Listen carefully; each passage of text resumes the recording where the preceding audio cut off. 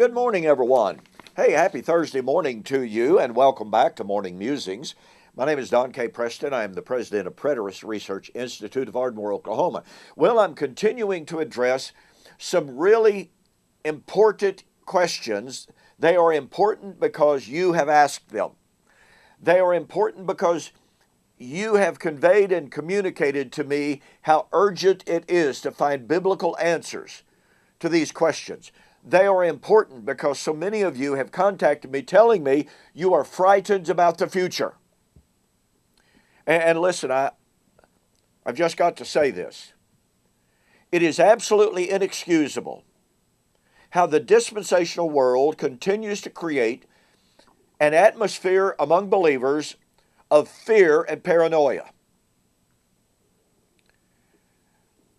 Generation after generation, year after year, television show after television show, book after book, we are assured of, 1980s, countdown to Armageddon.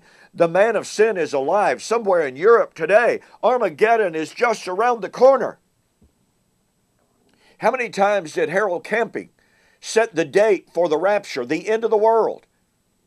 People literally gave away everything they owned. They went bankrupt when confronted with this, of how people's lives had been shattered due to his false predictions. Harold Camping's only response was, "Well, I didn't tell them to do that."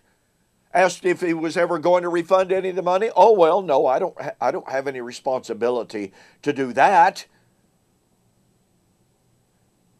88 reasons why the rapture will be in 1988. Oops.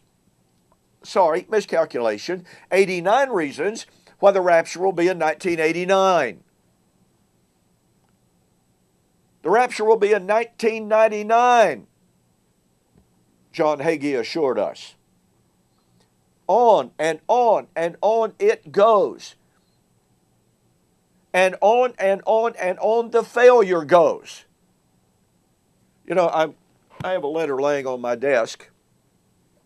A gentleman wrote about a 3-page letter to me trying to convince me, all related to Haley's comment, that, boy, I'm telling you, the end is just around the corner. Listen, folks, it is time to take seriously the biblical writers' mandates. That the end was in the first century. Peter said, the end of all things has drawn near. And look, you really, really, really need to get a copy of my book, Can God Tell Time? I know that people try to argue away, mitigate, destroy, nullify the power of those time statements. But I want you to catch the power of this. And listen, this has directly to do with the red heifer sacrifice. People saying, "Oh, look, the red heifer has been born." No, the first century was the time for the red heifer, as the next video or two will demonstrate. For now, what you need to see is that the biblical writers predicted and said the end was in their lifetime. Now follow me here. Please catch the power of this. In Luke chapter 21 and verse 8, Jesus said, "Many will come in my name saying, I am he, and the end has drawn near." Oh, wait a minute. And he said, do not believe them. Do not go after them.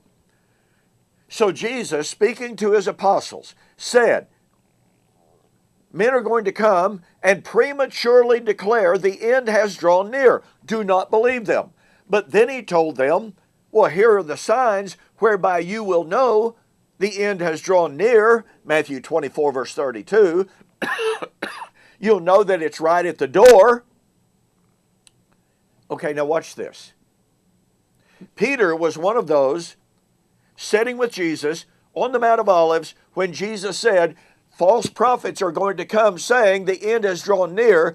Do not believe them. Well, you know what that means. That means don't make premature declarations of the end. I mean, if it's wrong for the false prophets to say the end has drawn near, it's wrong for Jesus' apostles to say the end had drawn near when it still had not drawn near. Okay, watch. 1 Peter chapter 4, verse 7. The end of all things has drawn near. Wait a minute. Jesus said, do not make premature declarations of the end. You got that? Peter, who heard Jesus warn about making premature declarations that the end had drawn near, said, the end has drawn near. Now, if the end had not truly drawn near, when Peter, who knew the signs of the end, who had been told not to make declarations that the end was near, if Peter went ahead and said the end of all things has drawn near, then either he became a false prophet in violation of Luke 21 verse 8, or he had legitimately, honestly seen the signs. He knew through the inspiration of the Holy Spirit that the end truly had drawn near. You know what that means? That means that anyone and everyone since the first century inspired apostles of Jesus, everyone that has made the declaration, oh, this is it, this is the generation. No, sorry, they're too late. They're too late. And since they're too late, they're false teachers. Every single one of them. I discuss this at length in my book, Can God Tell Time? Folks, you need a copy of this book. Go to my website, donkpreston.com, Bible Prophecy, and order the book. Listen, this is in like its 4th or 5th printing.